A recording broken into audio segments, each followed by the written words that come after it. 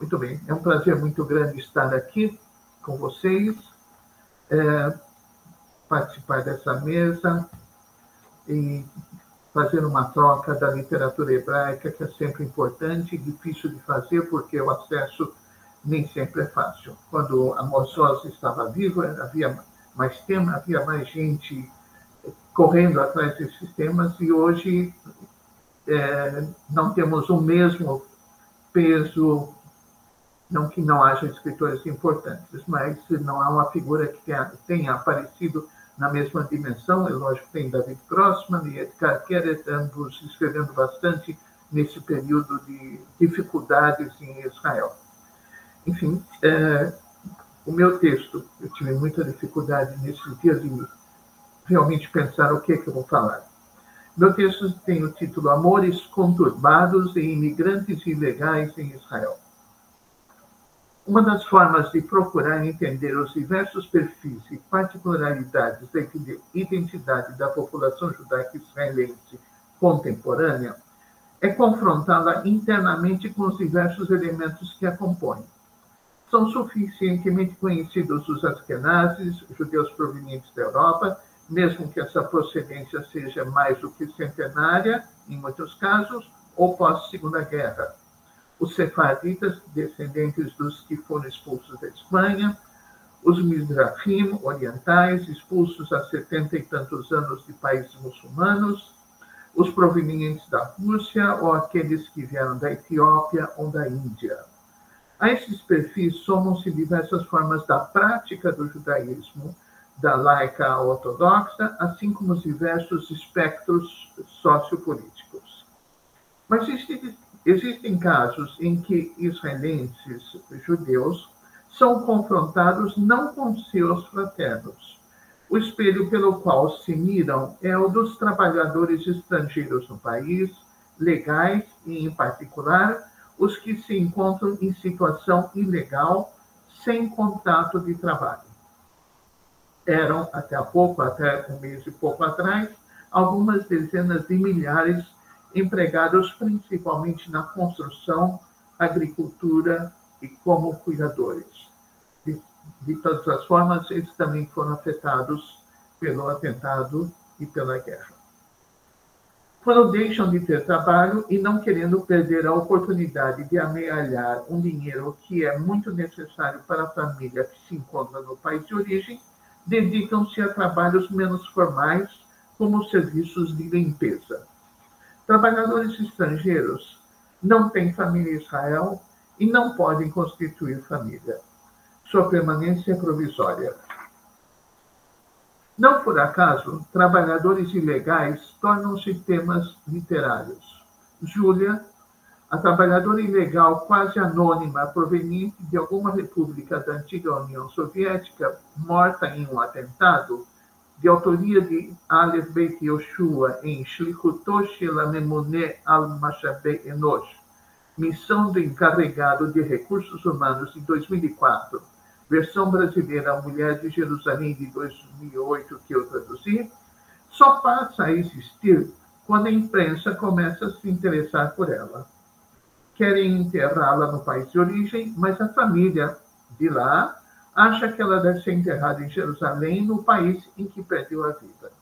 O título, O Encarregado de Recursos Humanos, o título sugere que abordar o assunto pode ser tarefa difícil, talvez irônica até no próprio título. É, porém, na função de cuidadoras que se dá, ao menos na aparência, a maior aproximação com a população local. Mais recentemente, em 2013, a autora Ayelet Sabari, israelense canadense, abordou o tema no conto Invisible. A filipina Rosalind, que cuida de uma idosa originária do Iêmen, apaixona-se por um vizinho israelense. As dores do amor somam-se à dor da consciência pela filha, que é criada no país de origem pela avó e que quase não mais a reconhece, o dinheiro que pode ser enviado para as Filipinas e que proporcionará conforto, e o medo de ser pega pela permanência irregular no país.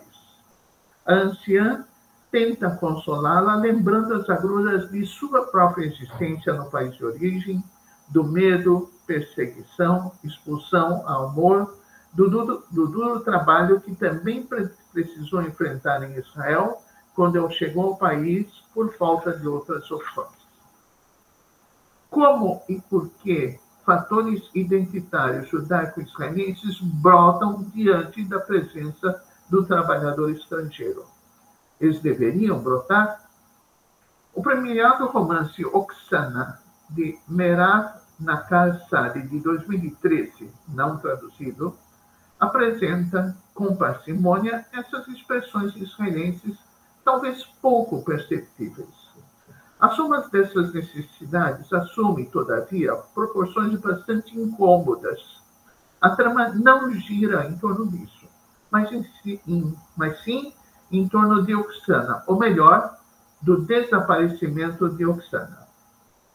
Originária do Cazaquistão, a bela e divertida Oksana, que acabou de completar 39 anos, se encontra de forma ilegal no país e trabalha em serviços de faxina. Não vou chamar de diarista, porque elas trabalham em 2 ou 3 casas por dia. A autora Merav Nakar Sadi, nascida em 1970, é socióloga. Em sua tese de doutoramento, tratou da política de imigração e a relação entre a definição de população e seus direitos. Sobre sua passagem da escrita acadêmica à literária, ela disse em entrevista: "Nunca lidei diretamente com trabalhadores estrangeiros como parte da escrita acadêmica, mas por ser socióloga, questões como a pobreza, a desigualdade, a injustiça e o destino das pessoas acompanham-me constantemente." Nakar Sadi é filha de judeus expulsos do Iraque que, em Israel, como muitos outros refugiados, viveram inicialmente em barracas e enfrentaram as duras condições de vida da época. Voltando a Oksana. E dá para ver a capa toda colorida, bonitinha, de florzinha, bem compatível com o tipo de Oksana. Voltando a Oksana, ela tem um filho de 8 anos, ama intensamente Shimon e é correspondida na mesma medida. Oksana é do Cazaquistão, faz faxinas, está em situação ilegal no país, é muçulmana. Shimon, 5 anos mais novo, técnico de máquinas de lavar, é judeu israelense, filho de família tradicional, que se pode supor ser originária do Iraque, como autora, pelo hebraico misturado ao árabe que sua mãe usa. O casal se conheceu no exercício das respectivas profissões. A trama de Oksana é narrada de forma polifônica, através do ponto de vista de 6 personagens diferentes, e cada um tem representado a sua maneira, traços de identidade, mas não só isso.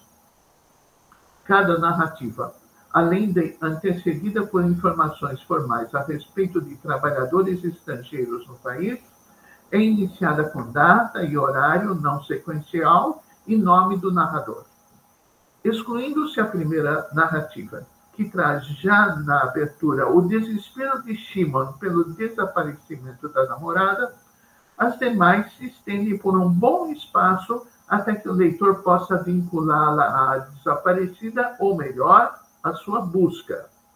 A própria Oksana somente tem voz poucas vezes com a reprodução de alguma fala pela boca de alguém outro.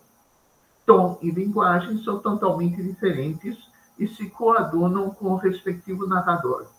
Shimon, o namorado, um homem simples. Hava, a professora de Michael, o filho de Oksana.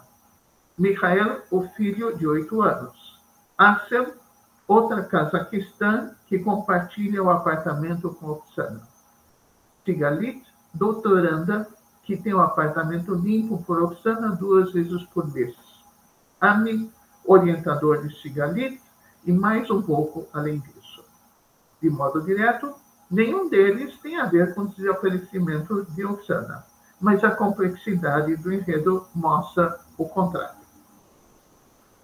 É de se imaginar que a condição de trabalhador ilegal é sempre arriscada, e isto subjaz à obra, mas não se sobrepõe à grande história de amor, complicada, é verdade, que se estende pelo romance e que se completa por um certo teor de detetivesco. Nada disso é alvo dessa minha apresentação. Não vou falar do amor. Shimon e Oksana sabem das dificuldades que envolvem o seu relacionamento. Talvez por isso mesmo eles se desdobrem em atenções a ela. Shimon sabe que, para sua mãe, uma companheira com todas as características mencionadas, ilegal, mais velha, mas principalmente a de muçulmana, é inadmissível. Ele mente para a mãe quando diz que passou a noite fora jogando baralho com os amigos, mas sabe que ela sabe que ele mente. E sabe que ela sabe do seu relacionamento, porque ele entreouve comentários. O jogo de pequenas, grandes mentiras, que tem início aí, avança lentamente em campos diversos em alguns dos personagens e vai sendo exprobado à medida que os envolvimentos se tornam mais tensos. Quando um personagem aponta para a mentira na vida do interlocutor, é obrigado a avaliar a sua própria situação. Relacionamentos, por conta de suas dificuldades, não só sobram enquanto conseguem estar fincados em sustentáculos de várias categorias, inclusive a mentira. A mentira não é exclusiva de nenhuma sociedade, nem será que considerada de forma ampla, dada a precariedade do espaço e porque outros traços merecem prioridade. A celebração do aniversário que Shimon organiza para Oksana, na véspera do desaparecimento, traz importantes traços vinculados à vida israelense, ainda que na prática sejam inócuos e até talvez ridículos. Ele a surpreende levando-a a um espetáculo no Teatro Rabima. Aqui se segue um jantar no restaurante chinês mais caro de Tel Aviv. Parece que nenhum dos dois é muito ligado à comida chinesa. Parece prosaico, mas não é bem assim. O Teatro Rabima, fundado há 100 anos em Moscou e transladado pouco depois a Israel, é um feito da cultura hebraica e judaica contemporânea. É um marco da existência hebraica. Shimon, que vê a peça anunciada nos cartazes, se preocupa um pouco com o fato de que ela provavelmente não vai entender a peça. Ele também demora um pouco para entender. Mas mais se preocupa que alguém conhecido possa vê-lo com Oksana. Mas ele próprio desfaz esse temor, pois ninguém do seu círculo frequentaria esse teatro. Aliás, nem ele mesmo se lembra de ter ido alguma vez ver alguma peça. Também não ficamos sabendo o que foram assistir. Mas ele sabe que levou a namorada ao Palácio do Fazer Cultural do país, como comprovado pela informação que lhe passa.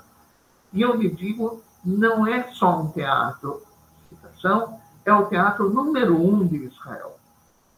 Transferir para a namorada um traço da pertença israelense, da qual ele próprio mal tem noção, é ainda assim um ato louvável, mas não substitui constituição de família. A acrescentar, não só a mãe não gosta de uma trabalhadora estrangeira, como ele próprio se sente mal no ambiente do apartamento que Oksana compartilha com conterrâneos.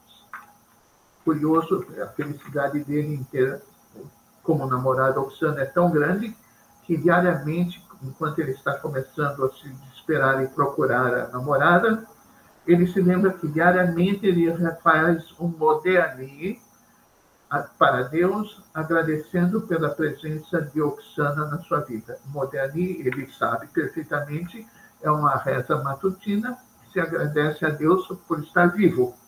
Ele sabe perfeitamente que ele está usando a reza de forma indevida, mas a vida para ele é Oksana. Então, ele faz o modéani diariamente pela presença de Oksana. Né? Pode-se entender todo o desespero.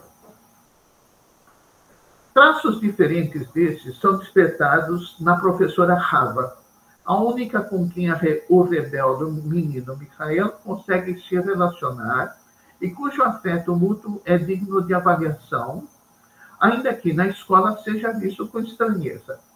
Hava... Professora, desculpa, 5 minutos. 15. Só 5? Deu os 15 minutos, mas não sei como vocês preferem dividir. Hava, na faixa dos 50, solteira, em meio aos colegas de trabalho que não cansam de falar de marido e filhos, sente-se ali isolada. Conseguir com que o menino se identifique com os feitos e valores de personagens bíblicos que ela lhe insufla e fazer com que ele, um menino estranho, talvez esquisito e estrangeiro, se expresse em um hebraico escorreito, fala pensar que este poderia ser o seu filho. Essa sua israelidade. Talvez compensasse um mau relacionamento que tem com a mãe, que lhe cobra uma existência diferente, e o mal-estar de pertencer a uma sociedade composta em grande parte de famílias com muitos filhos. E talvez também compensasse seus sentimentos ante a aparente prepotência da diretora da escola, que indica que faz questão de manter as rédeas dos destinos dos demais, especialmente quando Shimon, um homem simples e Sigalita, doutoranda, surge na escola procurando Mikhail. O personagem Mikhail, por sua vez, nascido em Israel, mas israelense, surpreende pelo antagonismo de sua vida pessoal e o perfil que a professora constrói nele. Seu pensamento é estruturado com o que recebeu da professora, os personagens bíblicos e seus valores que ele logo apreende como modelos e a própria língua hebraica. Mencionei há pouco o teatro como um importante fator cultural e de identidade no país. Mas, certamente, o papel mor pertence à própria língua, que foi revivida no século passado. Revivida não significou só se tornar a língua falada por toda a população, mas aproveitar todo o cabedal cultural que faz o seu uso, para aqueles que se aprimoram nela, um verdadeiro jogo com todas as suas camadas trazidas à fonte. Assim, Mikhail usa expressões para dar nome e qualificar os diversos sentimentos próprios, e se esmera em explicá-los como faz a sua mestra, ao mesmo tempo que é capaz de graduá-los aos diversos níveis, do vulgar ao mais elevado. Isto é um traço da israelidade que nós percebemos muito marcante. Falar perfeitamente hebraico não impede, entretanto, que o menino xingue quando a vida não o ajuda. Xingue em todas as línguas. Vou pular sobre a moça que compartilha o quarto e a sua visão de israelidade, e vou para a Sigalit. Não vai dar para falar sobre todas as figuras. Sigalit é uma das moças, que emprega Oksana, é uma doutoranda cujo trabalho está emperrado. O título do trabalho dela é bastante óbvio: Imagens de pais enlutados no âmbito de famílias pobres de Israel. Já aí, por aí, é um trabalho que não sai do lugar, e o título pode ser bastante esclarecedor. Sigalit faz algo em comum. Ela paga para Oksana, cada segunda vez que Oksana vem, ela paga um pagamento duplo. Por quê? Porque o agenciador, que não é mais responsável por ela, extorque dela um desses salários. Então, a sua manifestação, não vou chamar de bondade, a sua manifestação é de igualdade, etc., e pelo título do trabalho que ela não consegue realizar, vocês podem entender que ela sente o que muitos israelenses sentem também quando precisam empregar estrangeiros e principalmente no setor, não de cuidadores, mas no setor de limpeza. Então, a Cigalita se lembra que sua própria mãe foi também fez serviços de faxina, foi muito comum, com pessoas provenientes de países árabes, fez serviços de faxina durante muito tempo nos primeiros anos da vida em Israel, e ela, Cigalit, é a única que saiu desse circuito de família tradicional que sofreu na primeira, na segunda geração as discriminações, e ela se tornou não só uma formada pela faculdade, mas já está no seu doutoramento.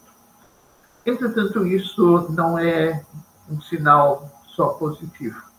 A partir dessa presença de Oksana, e depois o resto, que eu não vou contar a história de Oksana, né? Nem porquê, nem como, e nem o final da história. Desistam, porque não vai dar tempo, e também não era a minha intenção. O seu relacionamento com Oksana faz com que ela, naturalmente, além do mal-estar, perceba... Estou acabando? Acho que já acabou, mas pode concluir. Um minuto só. Ela perceba que ela está se tornando passando por um processo de ashkenazização, se tornando uma judia europeia, mais sofisticada, e que precisa e quer o trabalho de faxina, porque ela própria, ao contrário da sua família original, não suporta, não faz nada e deixa a casa suja.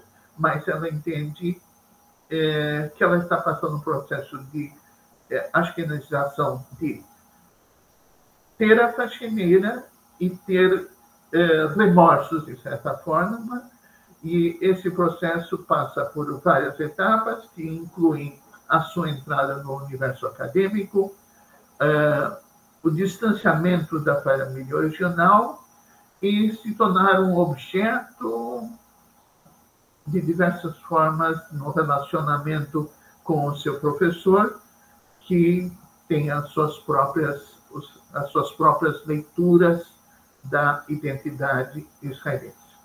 Eu acho que isso é o mínimo, é o máximo que eu posso colocar aqui. Espero que tenha despertado um pouquinho a atenção de vocês. Muito obrigada. Passo agora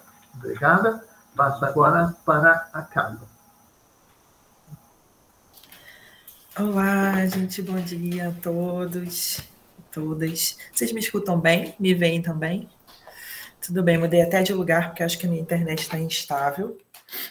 E antes de proceder à comunicação, na verdade, eu queria dizer assim da minha alegria, né, de participar do congresso, e aqui numa mesa coordenada pela professora Nancy. É uma honra muito grande, inclusive... Eu comecei a estudar o David Grossman há alguns anos, né? E o livro que eu primeiro li foi O Ver Amor, traduzido pela professora Nancy.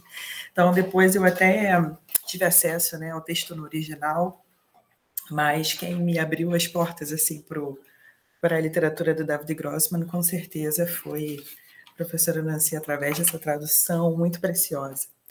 Bom, e então eu vou proceder à comunicação também avisando, assim, gente, que eu acabei de começar uma pesquisa nova. Fui muito bem recebida pelos meus colegas do Grupo de Trabalho de Literaturas Estrangeiras, da Ampol, e lá a gente vai fazer uma pesquisa, a gente faz pesquisa sobre mitos, né? Então eu comecei a estudar o mito de Sansão através da literatura do David Grossman, né, que escreveu um ensaio. Enfim, é um texto que tem muitas características particulares, vou tentar passar, né, essas características. Então, assim, eu estou com umas reflexões muito, muito iniciais, gente, muito, assim, embrionárias. Tem um mesinho só a pesquisa e ousadamente eu me inscrevi no congresso para poder compartilhar com vocês. Bom, acho que eu vou compartilhar também a tela. É possível? Acho que sim, né? Compartilhar uma tela só para a gente visualizar uns slides muito rapidamente. Não é tanto de conteúdo, é mais para auxiliar assim, na produção estética. Deixa eu ver se eu consigo fazer isso, gente, porque talvez eu não consiga. Olha, eu acho que ele está habilitado aqui, mas se você tiver alguma dificuldade, Ok. Deixa eu ver. Acho que eu tenho que compartilhar a tela cheia, talvez. Acho que é a tela cheia.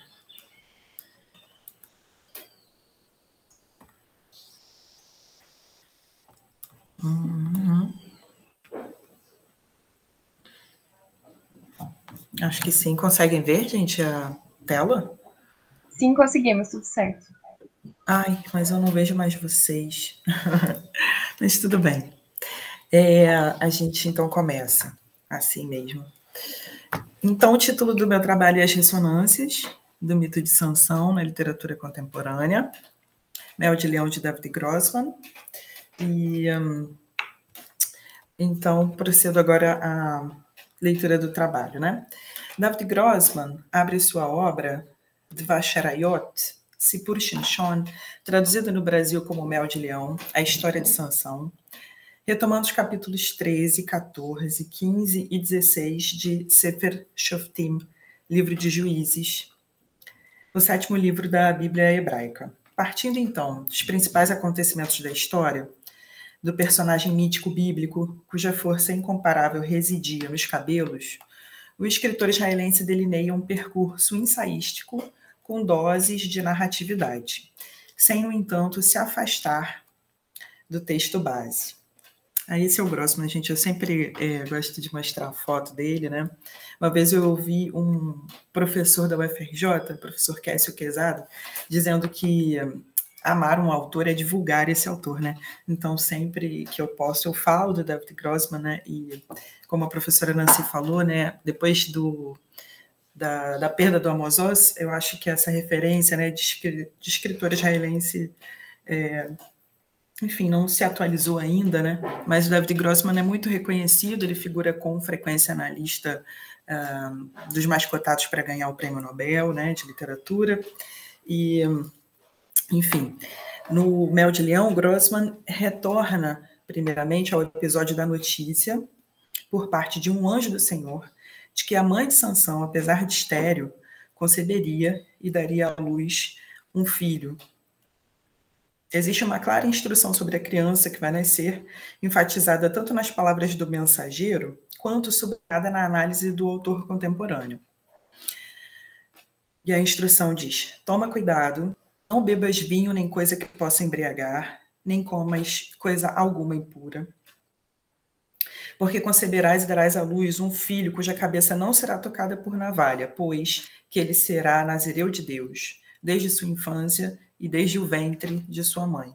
E ele começará a livrar Israel das mãos dos filisteus. A história começa, então, com um anúncio do nascimento de uma criança que tem um propósito específico, traçado para a sua existência.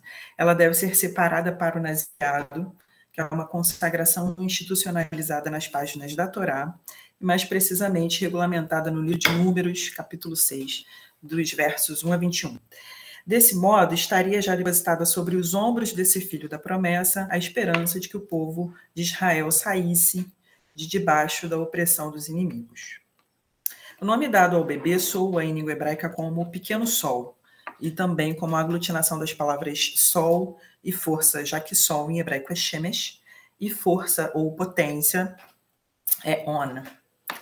Não à toa fica registrada ainda uma identidade interseccional entre Sansão e demais heróis do sol que permeiam outras culturas, tais como Hércules, Perseu, Prometeu e Apolo, por exemplo. E, bom, após célere passagem do tempo narrativo bíblico, os acontecimentos que envolvem Sansão saltam da cena do seu nascimento para o crescimento sob as inequívocas bênçãos do Senhor. O texto afirma que o Espírito de Deus começou a ser com ele no campo de Dan, entre Tzorá e Estaol. Já adulto, o herói se vê atraído por uma das filhas dos filisteus. Mesmo que repreendido pelos seus pais para que escolhesse se casasse com uma jovem entre as de seu povo, Sansão insistiu para que tomassem para ele aquela que havia agradado aos seus olhos.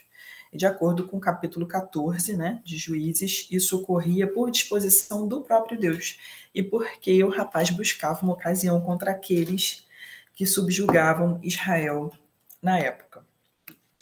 Depois das conversas sobre seu casamento no caminho para Timnata, surgiu um leão feroz que avançou contra Sansão. Tomado totalmente pelo Espírito do Senhor, o jovem despedaçou o animal com a força das próprias mãos. Não contou nada disso aos seus pais e continuou a buscar pela mulher filisteia, com quem queria se casar. Alguns dias se passaram até que resolveu voltar ao caminho em que havia encontrado com o leão, e lá pôde observar que dentro da boca do cadáver havia um enxame de abelhas e um favo de mel. Sansão comeu desse mel e compartilhou um pouco com os pais. As famílias do futuro casal acordaram tudo sobre as bodas e durante o início da festa de casamento, Sansão propôs um enigma a alguns habitantes daquele lugar. Se os 30 homens que escutaram a proposição conseguissem decifrá-la, no intervalo dos 7 dias de comemoração, o noivo deveria pagá-los com 30 vestidos e outras tantas túnicas. Se os convidados, no entanto, não conseguissem encontrar resposta, que retribuíssem ao proponente com o mesmo pagamento. Aproximando-se o final do prazo, os homens filisteus sugeriram à esposa de Sansão que o seduzisse para que confessasse a solução do enigma. Ameaçaram-na de morte, assim como a seu pai, se ela não conseguisse dissuadir o marido a revelar a resolução do quebra-cabeças. Após muita insistência e sentindo-se cansado de tanta inconveniência, Sansão acabou entregando a resposta da seguinte questão formulada por ele: do que come saiu comida, e do forte saiu doçura. A quem os compatriotas de sua mulher retrucaram com convicção: que coisa é mais doce que o mel? E que coisa é mais forte que o leão? Revoltado com a situação e apoderado pelo Espírito do Senhor novamente, foi até Asquelon, onde matou 30 homens, despojando-os de seus vestidos, para dar como pagamento de promessa aos filisteus. Voltou à casa de seu pai e sua esposa, julgando-se rechaçada, foi dada em casamento novamente a outro homem. Quando Sansão tomou a iniciativa de procurar sua mulher para se reconciliar, foi despachado pelo sogro, que argumentou que seu genro passara a odiar sua filha. E aí foi oferecida a irmã mais nova da mulher de Sansão para que se casasse, mas o herói saiu afrontado e disposto a se vingar. Foi aí então que Sansão capturou 300 raposas e atou-as umas às outras pelas caudas, ateou fogo e deixou que corressem para todos os lados. Elas se embrenharam nos campos dos filisteus, queimando todos os grãos. Vinhas e olivais também foram totalmente consumidos pelas chamas. E, em resposta, os filisteus mataram a esposa e o sogro de Sansão, que renovou o compromisso de vingança. Então, os filisteus saíram no encalço de Sansão. Alguns homens de Judá, com receio de pagarem coletivamente pela conduta de um único homem, intentaram capturá-lo e entregá-lo. E depois de preso, Sansão foi mais uma vez tomado pelo Espírito do Senhor, se desvencilhou das amarras que prendiam e, improvisando uma arma com a mandíbula de um jumento que jazia por ali, chegou a matar 1000 homens. Ao final da batalha, já se encontrava extremamente sedento, extenuado, e rogou ao Senhor que o ajudasse. E de um dos dentes da queixada do animal, Deus abriu uma pequena fonte de águas que saciou sua sede. E desde esse tempo em diante foi Sansão juiz em Israel por 20 anos. O herói nazireu foi a Gaza e lá conheceu Dalila, a quem amou profundamente. Subornada pelos seus concidadãos filisteus para que sondasse Sansão sobre a origem da sua força física, a mulher o inquiriu várias vezes. Sansão lhe forneceu ao menos 3 explicações falaciosas, garantindo assim seu segredo por algum tempo. E apesar de ele inicialmente despistá-la, Dalila continuou investindo até que Sansão cedesse as informações das quais precisava. Quando finalmente o juiz contou-lhe tudo, Dalila o acolheu em seu seio e ele caiu em sono profundo. Ela então providenciou que um homem filisteu lhe cortasse as tranças. Desde então, o Senhor se retirou dele. Os inimigos de Sansão apressaram-se em arrancar-lhe os olhos e encarcerá-lo em Gaza. O tempo passou até que seus cabelos começaram a crescer novamente. Por ocasião da festividade ao deus Dagão, os filisteus se juntaram para escarnecer do juiz de Israel e louvar a divindade que garantiu a vitória sobre o adversário. Conduzido ao salão principal da festa e postando-se próximo às pilastras centrais da casa, suplicou ao Deus de Israel que lhe desse de volta sua primeira força, a fim de conseguir dar o troco em seus inimigos e fazer com que pagassem por todo o opróbrio que sofreu. Foi então que, se agarrando às duas colunas, fez com que toda a sua estrutura desabasse sobre si e sobre os filhos e filhas dos filisteus. Bom, aqui são as capas, viu, gente, das edições. A primeira edição aqui em hebraico. E aqui do lado a gente tem a edição publicada no Brasil, né? Bom, é importante ressaltar, mais uma vez, que Grossman não preenche lacunas indiscriminadamente, propondo um romance totalmente desvinculado da Bíblia. Na verdade, o seu Sansão se coloca no mundo de um modo novo, e isso decorre justamente do fato de Grossman se apegar aos versículos originais. A cada trecho da narrativa são abertas novas possibilidades interpretativas, através de inquietações e contextualizações históricas colocadas. É como se para cada personagem, seu dilema pessoal, Grossman direcionasse mais atenção. Trata-se, então, do movimento de empreender uma investigação íntima acerca de possíveis sentimentos individuais. Sua posição diante do texto bíblico é a de 1. Vamos tentar simular que... 2. Pode-se perguntar se... 3. Como entender esse momento? 4. É possível supor que...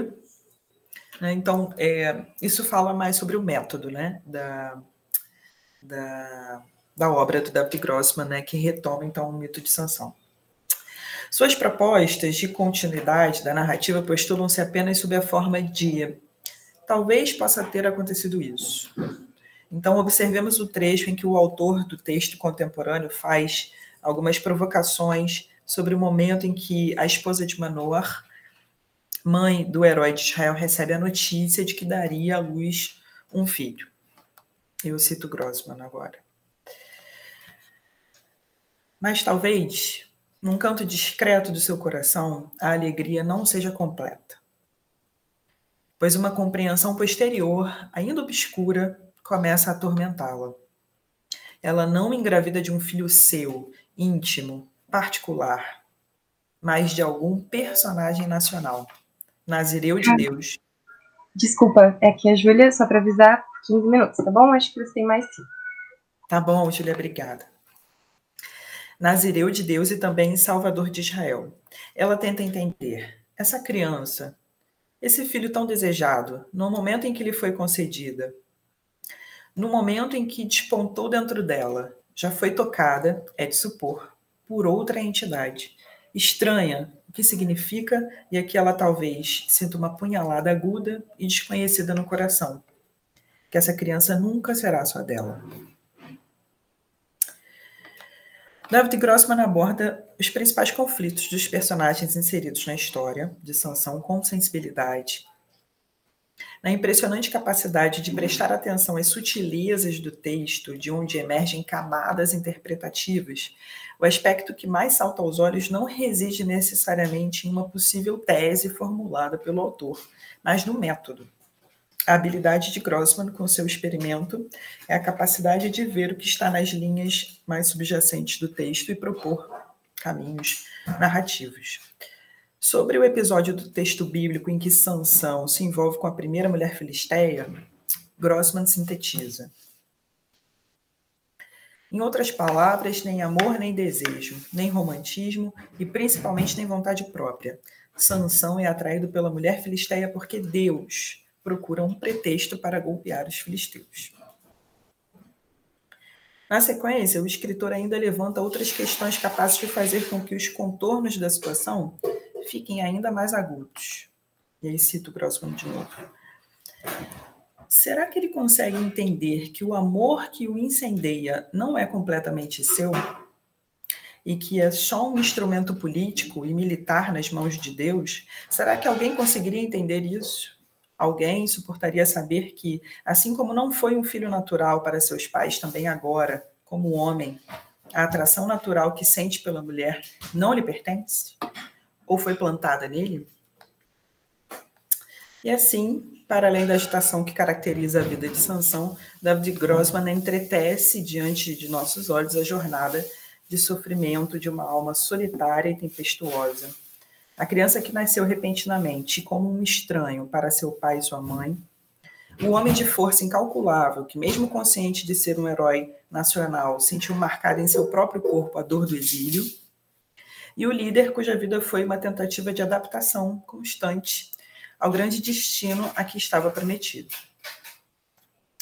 De acordo com Rafael Patai, aquilo em que atualmente podemos observar a ação das forças mitopoéticas não constitui herança nem sobrevivência do passado, mas resulta de um vivo e real dinamismo psicossocial que opera na psique do homem moderno em grau tão intenso quanto aquele em que operou em gerações do passado remoto. E aí eu faço também, gente, um breve comentário, já estou bem no final do texto, né? De que o John Milton, o autor do conhecido poema épico Paraíso Perdido, foi também quem escreveu um poema dramático intitulado Sansão Antagonista. Estou também fazendo essa leitura, né, para poder continuar a interseção do mito de Sansão, não só a partir da literatura de Grossman, mas com outras literaturas, né, também. E aí, nele, o escritor inglês remonta as últimas 24 horas do herói de Judá, já cego, após ter confiado em Dalila, né? Em um conjunto de versos iniciais, a voz do seu pai, o Manoah, clama altissonante. Então, o eu lírico desse trecho é o pai de Sansão que diz: ó mudança infeliz, este é o homem invencível Sansão? Ou melhor, este é o homem invencível Sansão, de amplo renome, terror do inimigo de Israel, que andou nas ruas com força igual ao dos anjos, sem quem o desafiasse? Por se tratar de um ensaio cujo coração é a análise e a interpretação do texto bíblico, um tom de prédica rabínica também marca a obra. Mel de Leão, do escritor israelense David Grossman, talvez pudesse ser considerado produto de uma havruta, que é um método rabínico tradicional de estudos em que seus participantes debatem sobre um texto extraído do Talmud. E diante desse... Desculpa, um minutinho, tá bom? Tá bom, Julia, obrigada. Eu estou no último parágrafo. Diante desse caleidoscópio de gêneros textuais que Mel de Leão pode vir a performar, pode-se afirmar que o livro ora acaba se transmutando em uma espécie de romance conciso, ora se apresenta como um texto experimental, capaz de convulsionar questões psicológicas individuais e temas políticos de ordem coletiva, encontrando diálogo com diversas obras artísticas, não só de natureza literária, mas também plásticas e imagéticas. Obrigada, gente, é isso.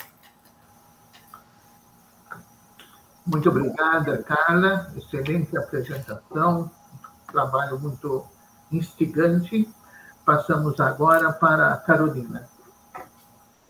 Obrigada. Eu vou começar com uma apresentação, mas mais no sentido de orientação mesmo, ela é bem curta. Queria dizer também que a minha pesquisa se iniciou agora no segundo semestre de 2023, então ainda é uma pesquisa um pouco embrionária, ainda estou me debruçando muito sobre alguns aspectos muito importantes para o meu mestrado, mas para essa comunicação eu decidi tratar de um outro romance do mesmo autor, do autor que eu pesquiso no meu mestrado, que é o Aharon Appelfeld. Então, vou começar uma apresentaçãozinha para vocês aqui, tá bom? Deixa eu só colocar.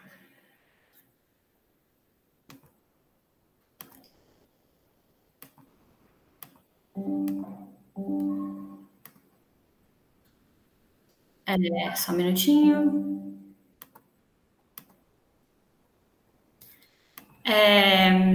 A minha pesquisa tem o título de A Reminiscência, os escombros da memória.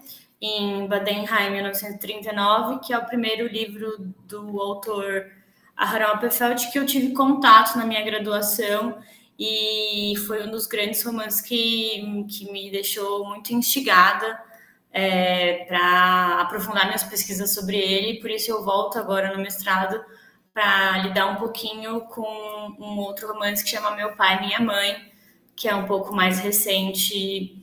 E eu acho que eu começo um pouco por aí, né? A ideia é falar um pouquinho sobre esse autor do ponto de vista da recepção dele também no Brasil, né? Ele é um autor colocado entre os grandes autores israelenses, né? Ali da primeira e segunda geração, né? Depois do nascimento do Estado de Israel, que tem uma relação bem próxima, né, com o desastre, o genocídio judaico, a Shoah, né? Ele perdeu a mãe no primeiro ano, assim, em 1941, se separa do pai muito jovem, né, depois do campo de concentração, e passa a viver boa parte dos anos da juventude sozinho, tentando a vida nas florestas na Ucrânia e na Romênia. Então é um autor aí que de alguma maneira perdeu, né, a sua referência. E quando com 14 anos participa da imigração juvenil, a migração juvenil para Israel, se vê ali numa condição de ter que aprender uma nova língua e entender a posição que convive ali no novo Estado. Então, eu acho que esse tema é muito caro para a produção literária desse autor, né? Esse mundo dos assimilados, que de alguma maneira ou não sobrevivem, ou também são soterrados, né, nessa primeira tentativa do Estado de Israel de construir um novo judeu, um novo hebreu, né? Com as produções literárias, principalmente. Então, é nesse sentido que eu começo a minha apresentação, né? A ideia é falar também um pouquinho sobre como essa obra literária dele está sempre muito ligada a essa construção dos mundos desaparecidos dos judeus assimilados, né? Então, eu noto com as obras que eu tive acesso, e aí também passa pelo cunho da linguagem, né? Esse livro, Badenheim, é traduzido pelo professor Moacir. O livro que eu pesquiso é traduzido pelo professor Luiz Kraus. Temos alguns outros livros em português, né? Volta ao Anoitecer, que é um pouco da vivência, a gente pode dizer, das experiências que ele conseguiu coletar, né? Sendo uma dessas crianças que foi abandonada nas florestas para que sobrevivessem a esse genocídio, né? Então, o que me deixa muito interessada e instigada na literatura desse autor é como o professor Luiz Kraus coloca nesse belíssimo ensaio dele, Aharon, Middle Europe em língua hebraica, que é um pouco dessas personagens, que a gente pode dizer assim, que foram aí realmente exiladas de forma irremediável, né? Tanto do ponto de vista da construção de nacionalidades e vivências na Europa, tanto quanto nas primeiras gerações aí literárias da vivência no novo Estado de Israel. Mas vou falar um pouquinho em específico desse romance, que para mim foi muito caro e mostra essa linha que compõe, para mim, o projeto literário do Aharon, que é essa conexão com essas pessoas, esses judeus assimilados aí, que tiveram, em alguma medida, dois destinos, né? Ou o genocídio ou o esquecimento de alguma maneira.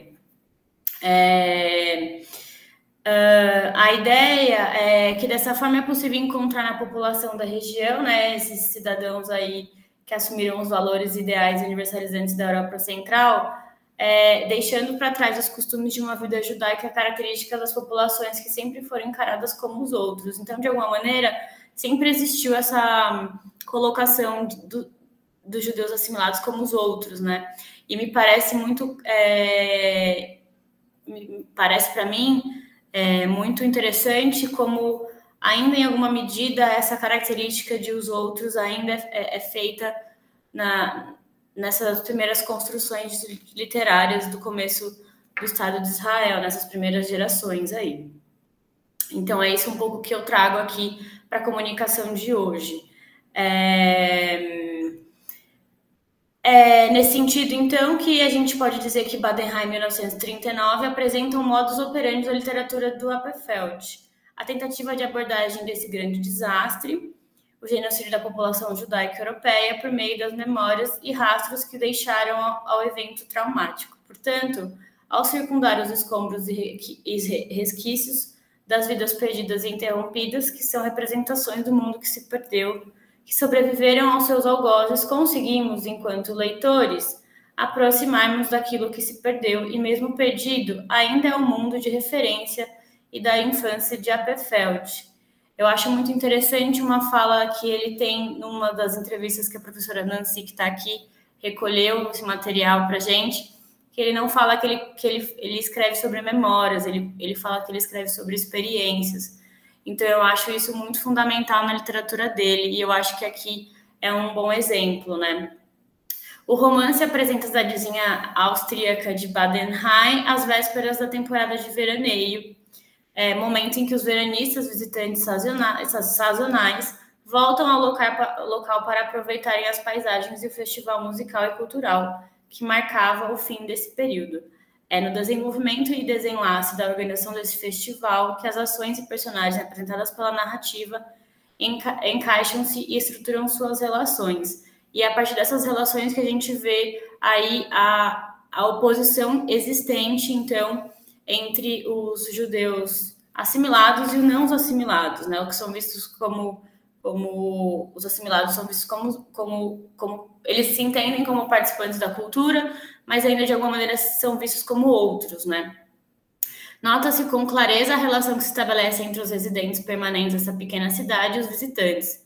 Enquanto os permanentes passam por suas vidas buscando as realizações e garantias do pertencimento ao sentimento cosmopolita oitocentista, por isso a tentativa da expansão e profunda elaboração da propaganda do festival, os veranistas aparecem como seres vagantes e transitórios, que podem usufruir das opções de entretenimento e do ócio durante o tempo que passam na região. A comparação fica clara quando notamos a situação do Dr. Pappenheim na busca em assegurar e reafirmar que o programa de festival está generoso esse ano, e há muitas surpresas. Isso é uma citação direta do texto. Em relação ao dos sazonais, com a nota de Trude, que é uma personagem. Por que eles andam tão devagar? Perguntou Trude. Porque vieram veranear, disse Martin, como se explicasse algo simples. É evidente que, ao nos depararmos com a ideia do festival de veraneio, percebemos-nos diante de um resquício do mundo cosmopolita oitocentista, marca da influência do Império Austro-Húngaro, que é, aí, de fato, a vivência do nosso autor também, né? Quando ele é afetado pela catástrofe, ele ainda perde também aí toda a construção de mundo dele, né? Portanto, é dessa maneira que fica clara a oposição dos habitantes permanentes dessa cidade austríaca que cultiva a língua alemã, música e cultura de escritores alemães como Rilke. Era uma população assimilada que assumiu os valores e cultura da Europa Central, principalmente da Alemanha e Áustria, como percebemos através do fluxo de consciência do Dr. Pappenheim, e aí é uma citação direta do texto. Ele queria levantar-se e agradecer às pessoas pela confiança, pelas relações, pela colaboração, citar o nome dos artistas que não haviam chegado e elogiá-los. Explicar que a partir de agora não haveria mais diferença de tempo e espaço em Badenheim e Viena, entre os moradores locais e os veraneiros. Tudo agora seria Badenheim, tanto aqui como em outro lugar. Então, essa tentativa de não se sentir como o outro, né? Aquele que não pertence, né? Ao mesmo tempo em que há a intensa vontade, diria também necessidade, de concentrar-se como uma população, de concretizar-se como uma população assimilada. Era evidente a tentativa de suprimir ou evitar qualquer deslize, como o atraso e a falta de ensaio dos músicos, a desordem do hotel ou os devaneios dos residentes, que poderia ser alvo de acusações descabidas de certa remanescência mística de vida judaica anterior. essa realidade se altera diante do bloqueio à cidade, que passa a ter um caráter mais intimista, de acordo com o Dr. Pappenheim, em que o cerco já havia se estabelecido e a concretude da viagem de trem à Polônia só se aproximava. Assim, os hábitos se alternam, houve-se conversas internas em polonês, o maître inicia seus estudos da língua Yiddish, os gêmeos agora deixam de lado Ryuk e passam a recitar lindas canções e poemas da tradição judaica. Então, a proximidade com esse ser, com essa visão deles como outros, eles retornam para essa tradição judaica característica do ponto de vista do genocídio. De acordo com Saminsky, que é um dos personagens, parece que de todas as suas línguas não lhe restara senão essa língua da juventude ou da antiguidade. Consequentemente, do passado abandonado, emergem alguns hábitos e costumes renegados que passam a proporcionar um estranho bem-estar. No entanto, a tentativa de coexistência desses mundos, assimilados e não assimilados, não apresenta resolução. Em alguns casos, nem mesmo entendimento mútuo, visto que o personagem que seria entendido como não assimilado, o Rabino, é um habitante apartado dos demais, que vive em reclusão, que aparece somente na parte final do romance, momento em que há certa aproximação com o passado judaico. Assim, podemos notar as contradições entre dois universos incompatíveis e mutuamente excludentes, assimilados e não assimilados, aparece sem solução no mundo retratado por Apperfeld, e seu caráter paralisante é indiretamente apontado pelo autor como responsável pela alienação dos judeus em relação ao cerco assassino que se fecha cada vez mais à sua volta. Esse é um texto do professor Luiz Krauss também, que está no final nas minhas referências da apresentação. Como evidência dessa incompatibilidade, o rabino, representante da vida judaica tradicional, é o único a desafiar o destino comum e devastador, a suposta viagem de trem à Polônia, reservado aos habitantes e visitantes presos dentro da cidade. Alguma desconfiança oculta alinhara-se no coração do velho.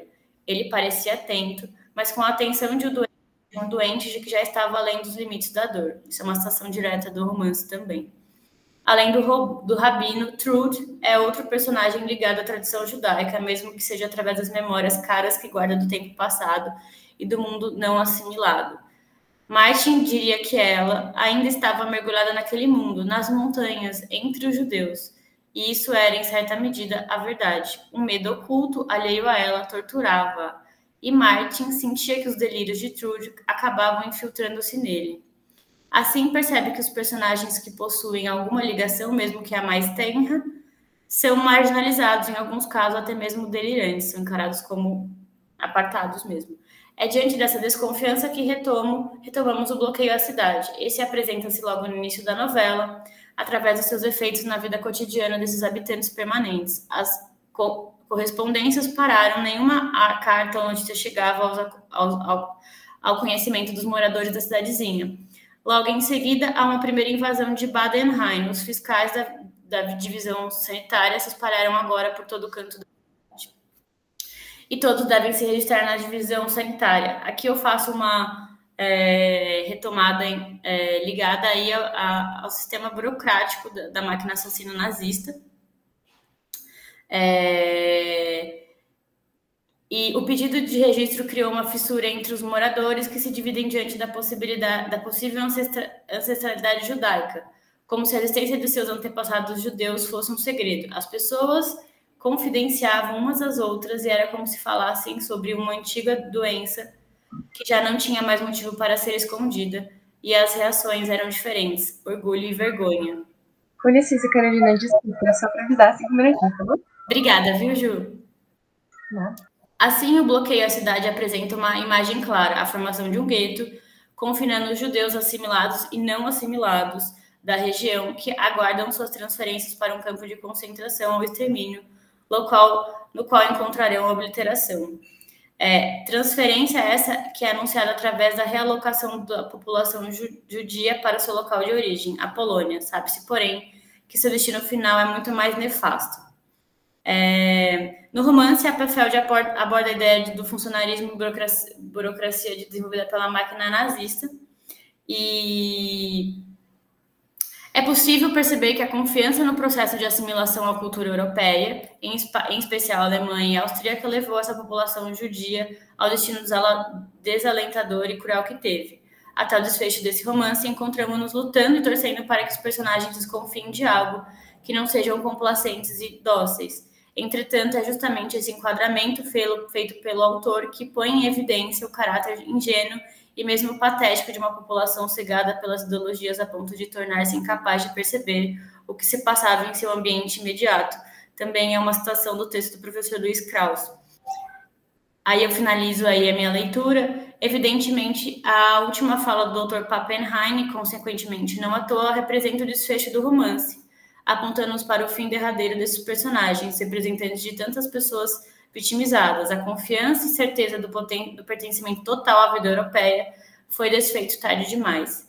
E os algozes, além de representantes do horror e da mais profunda crueldade humana, ainda assumem a responsabilidade por se aproveitarem da confiança e esperança de suas vítimas. Eu finalizo a minha comunicação pensando um pouco sobre como o projeto literário do Aharon Opperfeld tem a intenção de retomar, então, as memórias daqueles que foram aí encarados como outros pela catástrofe, obviamente, mas também por aqueles que começaram aí a formulação desse novo judeu no nascimento do Estado de Israel.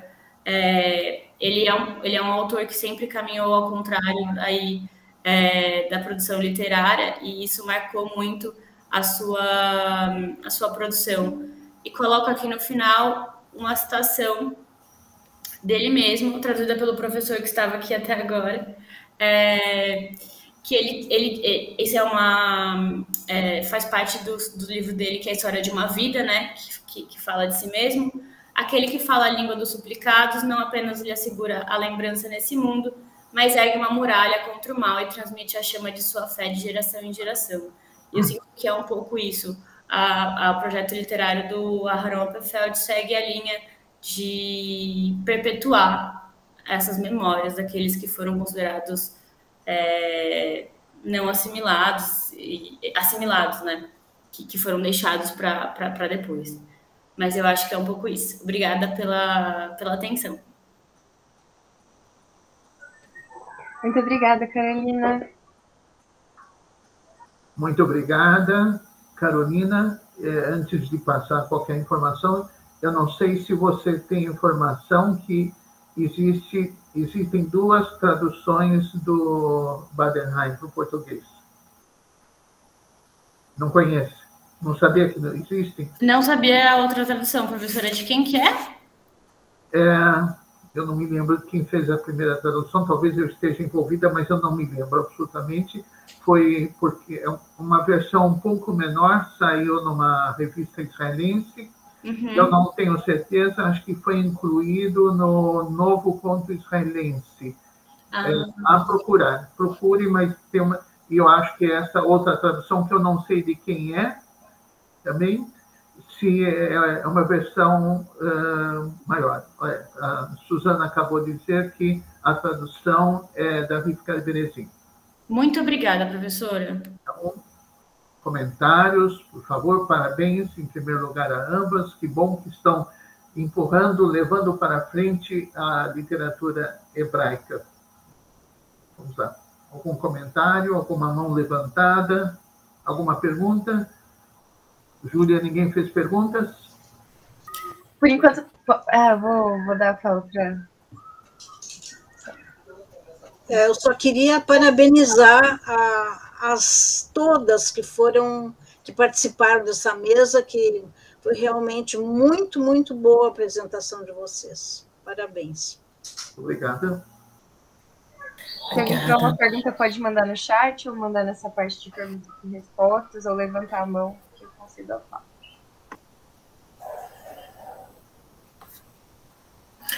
Professora Nancy, acho que eu vou aproveitar então e te pedir para falar um pouquinho mais sobre a polifonia do romance. Fiquei bastante curiosa, assim, bastante interessada. E na questão da askenazização também.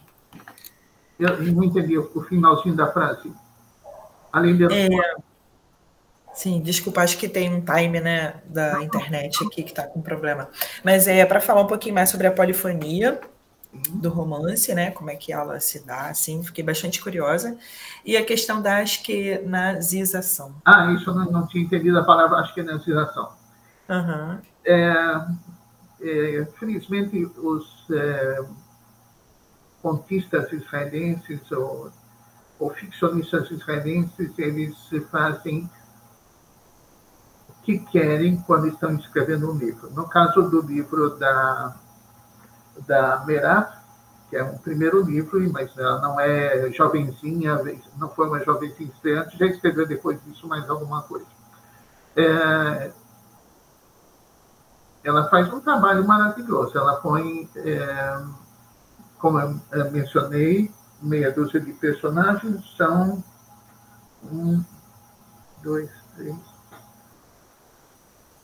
6 personagens. Cada um começa uma outra história e vamos falar 2 assuntos. Como o tema passa por ali.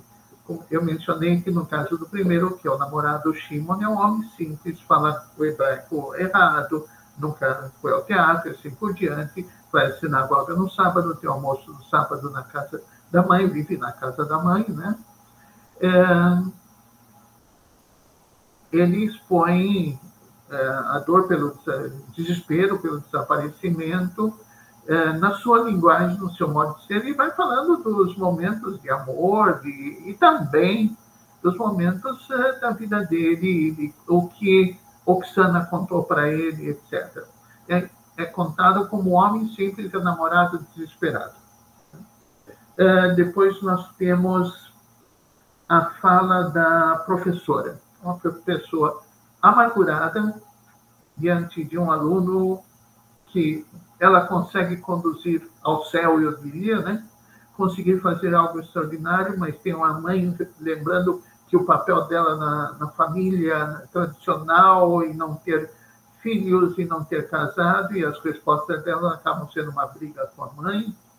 E na escola também, em relação à professora, a diretora, né, que tem que enfrentar a situação que chega o Shimon e a Sigalit para olhar o menino, para ver o menino. Quando você está vendo, você não sabe que menino, de que está tratando, o que é. Você não tem ideia do primeiro capítulo para o segundo capítulo do que está se tratando, quem é a professora. Lógico que você é encantado pela história de como ela se envolve com a criança. É a linguagem de uma professora, de uma pessoa também frustrada. A terceira é do próprio menino, acho que é uma história, leitura incrível. Aqui abro um parênteses para falar da língua. Se eu algum dia cair na mão de vocês ter que traduzir esse livro, preparem-se. Acho muito difícil de traduzir. Entre a linguagem simplória do Shimon com erros, naturalmente, a linguagem da professora comum, correta, né? Chegamos no Michael, que traz as expressões. E o que é que a gente faz com as expressões da Bíblia? Você lidou aí com os enigmas do Sansão. Quem não sabe aquela frase, o enigma do doce, se você pode repetir, que eu não me lembro direito, do doce, sairá... Qual é a frase? Acabei de falar e também já me escapa, mas é do doce, será que está falando da caveira que tem uma colmeia dentro disso? Então, do forte saiu do sul. Para quem foi para a escola em Israel, sabe do que está se falando. E o que é que a gente vai fazer com isso na hora da tradução? Vai ter que ficar explicando cada frase que o menino cita. Ele cita frases específicas, né? Mas ele aprendeu tanto aos 8 anos, tanto personagem, como as características éticas que o ensino da escola hebraica, pelo menos era sempre assim, o ensino de Bíblia leva adiante. E uma parte, tem 2 partes. Uma quando ele fala de personagens bíblicos, e depois quando ele fala de expressões comuns do hebraico, comuns em 3 níveis diferentes. Nível alto, que é nível alto, nível baixo, E nível médio, além, os palavrões não fazem diferença. Como é que a gente traduz isso para o português? Vai explicar o quê? Praticamente impossível. Depois temos a Cel, da qual eu falei, que é a companheira do apartamento, que é trazida numa linguagem como ela fala em hebraico. Né? Ela conversa com a outra companheira do apartamento, que também é do Cazaquistão, mas essa conversa é trazida no hebraico, que elas sabem falar, que não tem masculino, não tem feminino, não tem plural, e assim por diante. O que é que a gente faria com isso em português? E o nível de preocupação delas com o desaparecimento e o que é que elas fazem nesse desespero que a companheira desapareceu e a companheira que deu muito alento à própria vida delas. Não é só que alguém desapareceu, mas fez com que a vida delas tomasse outro sentido, coisa que eu não falei aqui. Depois nós temos a Cigalito, como eu mencionei, que é uma doutoranda que vem de uma família pobre, de imigrantes, de expulsos, talvez do Iraque, e que é uma doutoranda, e que se aprofunda na avaliação da própria vida, no sentido de, dentro desse ambiente, inclusive universitário, onde ela está, mas ela não é só uma aluna de graduação, ela é uma doutoranda, tem um envolvimento com o orientador, mais do que um romance israelense, gosta de usar professores universitários. Não sei se é algum assunto assim que pega bastante. Eu peguei mais de um romance que o professor universitário é um auge de uma... Lógico, é um auge, mas não me parece que no Brasil eu tenha visto coisas semelhantes. Mas ser um professor universitário, no caso aqui do romance, que é um professor também de história, e também tem uma vida desastrada, também já não é jovem, assim por diante, e é o amante da Cigalito. Então, seja na linguagem de expressão, seja no que eles abordam, esta multiplicidade de línguas é assim, algo difícil de reproduzir, muito bonito, muito interessante. Ashkenazização. Esse acho que como é que ela percebe que ela está virando Ashkenazi? Ashkenazi é judeu da Europa. Quer dizer, são alguns estereótipos, né? O granfino, o que mora na parte norte de Tel Aviv, e ela não vem de uma família assim. Mas ela, numa entrevista fora do livro, ela disse que a família dela era maluca por essa questão de limpeza. É muito comum nessa faixa. E ela chegou no ponto que limpeza da casa tanto faz como tanto fez, mas aquele sentido. Como é que eu posso empregar alguém como uma faxineira? A minha mãe foi faxineira. Qual é a diferença? Qual é o sentido? Onde alguém chega? Só eu cheguei à universidade. E essa moça que é faxineira é que tem os seus problemas. Então, olhar para isso. E, a partir do olhar para a personagem, para a faxineira, Oksana, ela começa a enxergar a si própria, começa a enxergar o seu universo, e é obrigada a fazer um ajuste das suas contas, mas que ela não pode resolver em relação ao que ela é, onde ela se encontra, o que ela pertence, e não é mais aquela identidade que ela teve, é uma outra identidade. Não sei se, em resumo, deu para colocar aí, mas realmente, lógico que a história de amor é muito bonita, a história da busca é extraordinária, mas eu acho que fui muito tocada por esses aspectos do livro. Cansei vocês? Desculpem. Foi ótimo, professora, obrigada. Nossa, quanta coisa interessante, né, no seu romance. Bom, os romances de Israel conseguem nos despertar para muita coisa, né? Uhum. Mais alguma pergunta? Então, quero agradecer a todos, agradecer a Júlia também pela colaboração, pela participação. Obrigada e até uma próxima. Até mais. Muito obrigada, professora. Vai encerrar o programa. Obrigada. Até. Obrigada. Então.